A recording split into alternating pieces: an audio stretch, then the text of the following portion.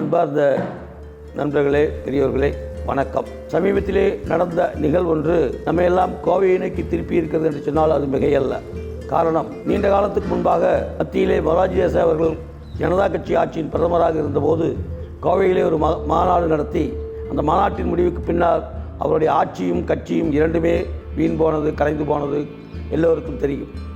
அதற்கு பின்னர் கோவையிலே மாநாடு நடத்துவதெல்லாம் பாதிப்புக்கு ஆளாவதை கண்கூடாக பார்த்து கொண்டிருக்கிறோம். கொள்கைவாதியாக பிரகடனப்படுத்தப்படுகின்ற திராவிடர் கழகம் கூட கோவையிலே மாநாடு நடத்தித்தான் இரண்டாக போனது. கம்யூனிஸ்ட் கட்சியும் கூட கோவை மாநாட்டுக்கு பின்னால் சங்கரியாவை இழந்தது. வைகோ அவர்கள் கூட தேர்தல் கூட்டணிக்காக பிரகடனத்துக்காக ஒரு மாநாட்டை ஏற்பாடு பண்ணபோது அந்த மாநாடு நடக்கும் முன்னரே அவருடைய கூட்டணி வீணாய் போய்விட்டது. கலைஞரை பொறுத்தவரை பலமுறை கோவை அவருக்கு தலைமை தந்திருக்கிறது, அது மிகையல்ல. ஒரு முறை ஆட்சி இழந்தார், ஒரு முறை கட்சி உடைந்தது, ஒரு முறை அங்கே மாநாடு நடத்திய காரணத்தால் தமிழகம் எங்கும் சாதி கலவரம் கடுமையானது. பின்னொரு முறை ஸ்டாலின் ஆஸ்பத்திரிக்கு சென்று வதந்தியால் வதைப்பட்டது. செம்மொழி மாநாடு நடத்திய போதோ மாநாட்டு முடிவிலே மரணச் செய்தி வந்து சேர்ந்தது.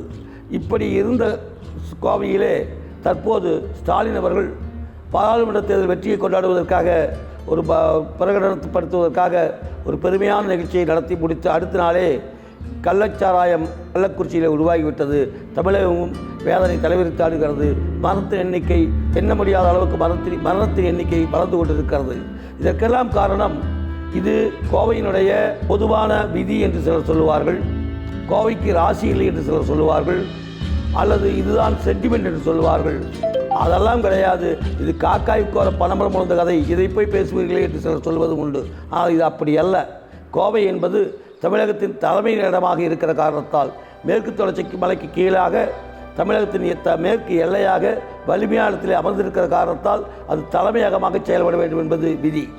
எப்படி டெல்லி தலைமையாக இருந்தாலும் கூட மும்பை இயக்குகிறதோ, நாசிக்கிலே நோட்டு அச்சடிக்கப்படுகிறதோ, அதுபோல கோவைதான் தமிழகத்தின் தலைமையான இடம், தலைமையாக இருக்க வேண்டிய இடம். மாறாக பிற இடங்களிலே இருந்து அங்கே சென்று நிகழ்ச்சி நடத்துகின்ற போது அவர்கள் எல்லாம் பாதிக்கப்படுகிறார்கள். சாஸ்திரத்திலே சில கருத்துக்கள் உண்டு. முன்பு கண்ணகி அவர்கள் காவிரி பூம்பட்டிலிருந்து மதுரை நோக்கி தென்மேற்கிலே சென்று வீழ்ந்து போனதை சிலப்பதிகாரத்தை உருவாக்கினார்கள். அதுபோல மேற்கு தெற்கிலே மிஞ்சின மதுரை கொண்டு செல்ல வேண்டாம் என்று சாஸ்திர விதி ஒன்று சொல்லியிருக்கிறது. இப்படியெல்லாம் இருக்கிற விதியை மீறி கோவையிலே செல்கிறவர்கள் எல்லாம் பாதிக்கப்படுவதற்கு காரணம் இந்த கோவை தலைமையிலே இருக்கிறது. இவர்களெல்லாம் தாழ்ந்து இருக்கிறார்கள். தாழ்விலே இருந்து பணத்திற்கு, நுனியிலிருந்து அடிமரத்தை வெட்டுவது போல தாழ்விலிருந்து உயரத்துக்கு செல்வது சறுக்குதலை தரும். அதுதான் நடந்திருக்கிறது. அதனால் இது இப்போது மட்டுமல்ல, இன்னும் கூட பார்த்து பாருங்கள். கோவைக்கு சென்ற யாருமே முன்பு பெருமைக்குரிய நல்லகண்ணு அவர்கள், சினிமா கவர்ச்சிக்குரிய கமலஹாசன் அவர்கள், அதன் பின்னர் அண்ணாமலை அவர்கள், இப்படி பல்வேறு முக்கியஸ்தர்களும் கூட கோவையிலே வீண் போயிருக்கிறார்கள். செந்தில் பாலாஜி அவர்கள் கோவையிலே கொடிநாட்டு சென்று சிறைக்கு ஆகிவிட்டார். அமைச்சர் முத்துசாமியும் கூட அல்லாடி கொண்டிருப்பதை நாம் அறிகிறோம். எனவே கோவையானது வலிமையான இடம். அதை வலிமையான மாற்றினால், அதை தமிழ்நாட்டின் தலைநகரமாக மாற்றினால் அது தமிழகத்துக்கு பெருமை சேர்க்கும், சிறப்பு சேர்க்கும். இல்லாத பட்சத்தில் எல்லோருக்கும் இந்த இழிவு தொடர்ந்து கொண்டிருக்கும் என்பதுதான் நிதர்சனமான உண்மை. இதை எல்லோரும் ஏற்றுக்கொள்வதும் பரிசீலிப்பதும் உணர்வதும் நாட்டுக்கு நல்லதாக இருக்கும் என்று நான் நம்புகிறேன். நன்றி, வணக்கம்.